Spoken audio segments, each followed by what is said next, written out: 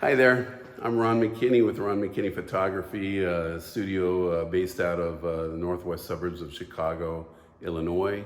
Um, I was doing a shoot today with Dynamic Perception Dance Company, another suburban dance company that I've been with for 8 years or more, 10 years, I'm not sure.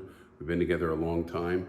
And we always take their comp team out each fall for a photo shoot. We try to do a special shoot each year with them. We've done things from, special paper backdrop, that we did that coordinates with their colors. We've done color powder. We've done smoke bombs with them. We've done a whole lot of things. And this year we decided to try to do rain. I actually was thinking that we couldn't do it because the high that day was supposed to only be about 65 degrees, but it was sunny. And I think the temperature actually got up into the 70s. And it worked out, some of the dancers like to say they weren't cold at all with the water coming out of that spigot, and but others said that they were, but it didn't matter. They were in there for just a few minutes. It was sunny, and it all worked out. So just want to give you an idea about what you're about to see. And so here it is, our rain shoot outdoors in midday. Getting close to her, get it off her. Oh, wait a minute, hair off your right shoulder, please. Beautiful. Okay, second one. Okay, one more time. Beautiful. Hey everybody, listen, we're doing good job. We're doing an outdoor shoot here. We're doing rain. We're out in the parking lot. I've got two backlights 45 degrees from behind them. I put up a black backdrop. And I got one light up in front, and we're just firing through. We shot like close to 80 dancers. I need you centered, please. I've shot through like 80 dancers within 90 minutes. Are you gonna do a flip? Each doing 2 images. It's pretty crazy. Turn around. Let's take a look at the setup. You can see it here. Here we go. Oh, that's beautiful. Do it again now. I always shoot 2, so we can be sure and get one of them is going to be really good. Oh, that's really good. Yes! Okay, what's your second one? Let's show them right here.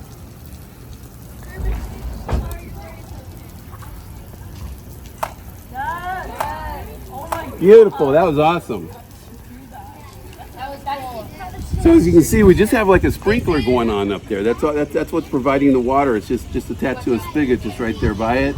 We're just using 3 lights, but I'm using a lot of the sunlight as well for this. That's why they're so far away from the backdrop, because the backdrop's throwing a shadow on them. What are you gonna do? I'm gonna do a firebird. Okay. I am ready. Is this like the right spot? It's a really good spot. Okay, good. You stepped into it, so I want you to start farther back over here. One more step back. Right there. Okay, do it again. Yes! That was really awesome. So I wanted to give you a little more information about the shoot. The first question everybody always asks is, what was your settings? And I was at 1/200 at f6.3 with an ISO of 100. I wanted to shoot at the 1/200. The lights that I was using were the Paul Seebuff Link lights. They were battery operated, and they have high-speed sync, so I could have shot at any shutter speed that I chose. But I wanted to keep it at 1/200 because I wanted I wanted the water to have this like motion blur with it. Some movement on the water. I wanted to look kind of like rain, like cinematic rain, if you will. And so I went with a slower shutter speed for that purpose. The 2 backlights that I had at 45 degrees I don't even think they played a part in the shot. I went there with the idea that they were going to be in the shade of the backdrop, and so it was important for that light to hit them. But once I started shooting, I realized that in the areas where the rain was in the shade, it didn't look all that good. And because the sun was at a slight angle, part of the rain was lit up by the sun and looking great, and part of it was in the shade. So what I did was I pulled them away from from the backdrop. So they were my dancers were completely in sunlight, backlit by the sun, and that meant that all the water was backlit by the sun, and that made it so much better. And then I just used the one light up front to light the dancers, and it worked really well, I thought. I think the whole thing is like when I went into this shoot, I had no idea how this was going to play out. It was not a windy day, but some breezes came up, and when I just had one sandbag holding up the two stands, holding the backdrop, it flew over a couple of times until we put a couple more sandbags. We had about 30 pounds of sandbags on the backdrop stands. It finally held it in place. And again, it was not a windy day. It was just a little breeze that was affecting it. So I also mentioned in the video earlier that it was 90 minutes that I went through that shoot. It was not. It was an hour and 5 minutes, and there were somewhere between 70 and 80 dancers that went through. They each had 2 poses. I shot each pose twice, sometimes more. But I went through it very quickly. If you think about it, just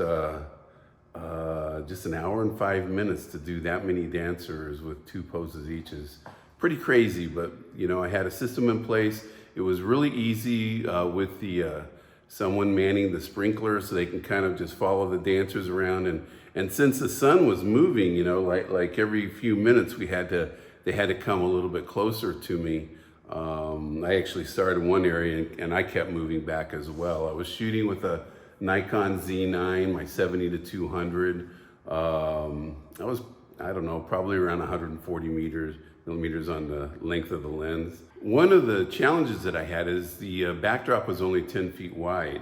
A lot of times, obviously when I'm in a studio, I have a 20-foot wide backdrop, but this was only 10 feet wide. But I think it kind of added to it. Like there were times, in post where I kind of cleaned up the sides, but a lot of times I kind of just left it as it was, where you can kind of see, part of the background. It didn't bother me. This was not meant to be like one of my shots from a rain session that I do inside my studio. We had cars, just driving right past us because we were in a parking lot. Again, just because of the way that I was set up, it didn't affect, the shots. The dancers, not all girls, of course. The dancers were lined up, and so it was really fast movement. They all had ideas about what they were going to do, so they didn't get up there and say, well, I don't know what to do. I think that's really important to having an efficient shoot, is to make sure your dancers are prepped with the 2 poses, like they know exactly what they're going to do.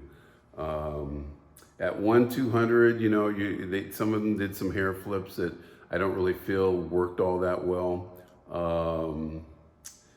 But overall, it worked really well. Now, for some of those who are really technical, you'll understand that I am shooting with sunlight at 1-200, which means there's movement.